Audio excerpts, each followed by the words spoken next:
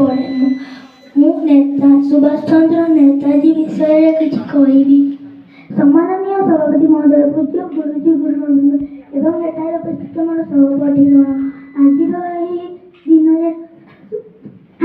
ଶୁଭ ଦିନରେ ମୋତେ କିଛି କହିବାକୁ ମିଳିଥିବାରୁ ମୁଁ ନିଜକୁ ଧନ୍ୟବାଦ କରୁଅଛି। ଆଜି ହେଉଛି ଜାନୁଆରୀ 23 ତାରିଖ 1897 ମସିହାରେ ଓଡ଼ିଶାର କଟକଠାରେ ସୁଭାଷ ଚନ୍ଦ୍ର ବୋଷ ଜନ୍ମଗ୍ରହଣ କରିଥିଲେ। ତାଙ୍କ ପିତାଙ୍କ ନାମ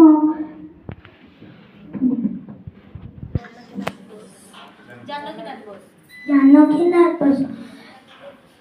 ସେ 1921 ମସିହାରେ ଭାରତୀୟ କଂଗ୍ରେସରେ ଯୋଗ ନେଇଥିଲେ। ସେ 1897